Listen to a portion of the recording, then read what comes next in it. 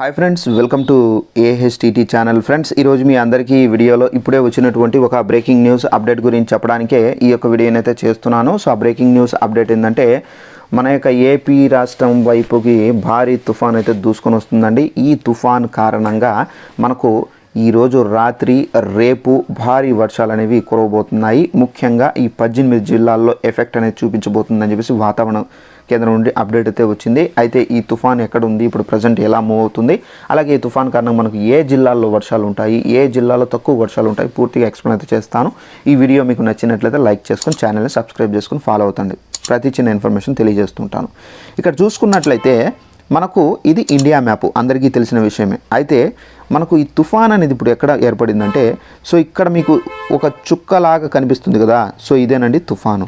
So ఈ తుఫాన్ నిన్న చూసుకున్నట్లయితే మనకి ఇక్కడ ఉండింది, సో ఇప్పుడు మూవ్ అయ్యి ఇక్కడైతే చేరుకుంది. ఈ తుఫాన్ మనకి ఏంటంటే అహ్మదాబాదు, పాకిస్తాన్కి సంబంధించి అరేబియా మహాసముద్రంలో ఏర్పడింది.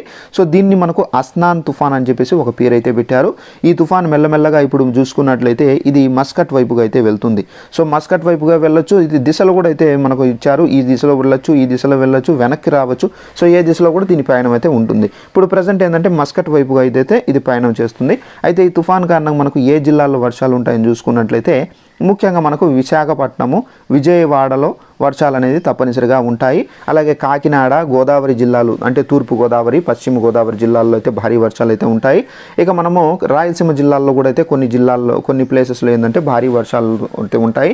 అలాగే ఇక మనకు నెల్లూరు, తిరుపతి జిల్లాల్లో, అలాగే ఈ జిల్లాల్లో ఏంటంటే మనకు అంత ఎక్కువ వర్షాలు అయితే ఉండవు, కానీ చినుకులతో కూడినటువంటి వర్షపాతం అయితే అక్కడ ఉంటుంది. అలాగే మనకు వర్షాల సీజన్లో మనకి ఏ విధంగా క్లైమేట్ ఉంటుందో ఆ విధమైనటువంటి క్లైమేట్ అనేది ఉంటుందండి. సో ఈ విధంగా అయితే మనకు వర్షాలు అనేవి ఈ రోజు రాత్రి అలాగే రేపు భారీ వర్షాలు అయితే కురుస్తాయని చెప్పేసి ప్రభుత్వం నుండి కూడా అప్డేట్ అయితే వచ్చింది. అలాగే హెచ్చరికలు అయితే వాతావరణ శాఖ నుండి జారీ చేశారు. సో ఇదంటే మనకు ఉన్నటువంటి ఇన్ఫర్మేషన్. ఈ వీడియో మీకు నచ్చినట్లయితే లైక్ చేసుకొని ఛానల్ని సబ్స్క్రైబ్ చేసుకోండి. ఇంకా ఏమైనా వాతావరణం నుండి అప్డేట్ వస్తే తప్పనిసరిగా తెలియజేస్తూ ఉంటాను. Thanks for watching this video. All the best.